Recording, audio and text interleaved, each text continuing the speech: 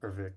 Hi, my name is Sean Bowman. I'm with FandomWire. Thank you for taking time to chat with me. Yeah, thanks for having me in. It's cool. Yeah, absolutely. So I think, of the subgenres of horror, werewolf films are obviously incredibly influential. Like, I think it's fair to say that we don't have a horror genre without American Werewolf in London today. But at the same time, we don't see a ton of them. We see dozens of vampire movies, dozens of zombie movies every year, but we don't see a lot of werewolf movies. Why do you think that is? First of all, they're just hard to make. They're difficult to get right.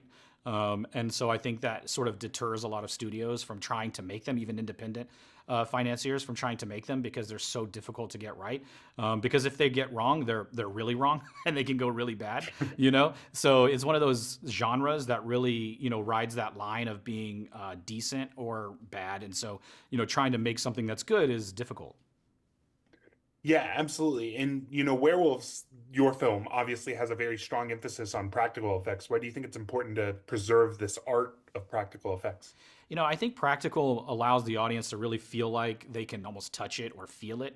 And I think there's something about that on screen that people gravitate to. I mean, they know that it's probably a guy in a suit, but for some reason they love it. And it allows them to maybe be a little bit more immersed than something that was digitally created. So for me, that was always something that I was, wanting to do from the start.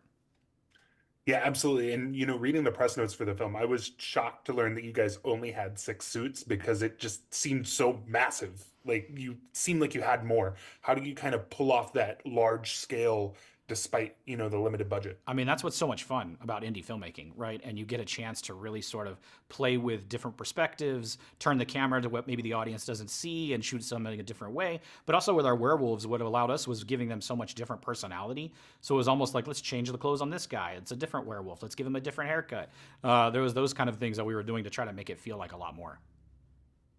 Yeah, absolutely. And then, obviously Werewolves does balance horror with action. What was kind of the challenge for you in towing the line between these two genres? The great thing is horror and action are all about timing, in my opinion. So it was a little bit of the same world where it's like I know if I want to get that scare, I got to be at a certain timing. If I want that action to work right, it's got to be a certain timing. So for me, it was actually a great pairing, and I had a lot of fun doing it. Yeah, absolutely. And I think the other thing about werewolves that really works well for me, the balance is the world building. It respects the classic lycanthrope lore while offering like a unique spin on it. How do you kind of approach this balance of like classic with like a fresh take?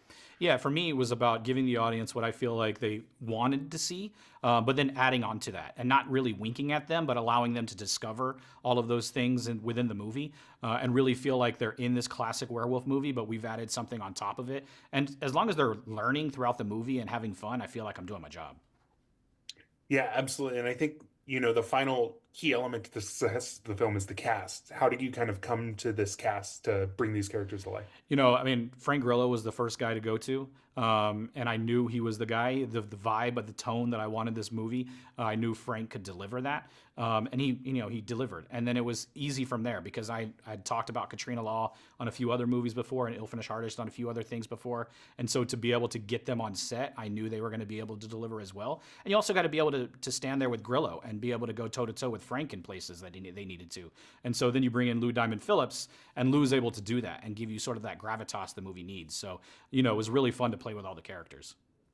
Yeah, absolutely. Well, thank you so much again for your time. Really enjoyed the film and can't wait to see what you do next. Thank you. Thank you.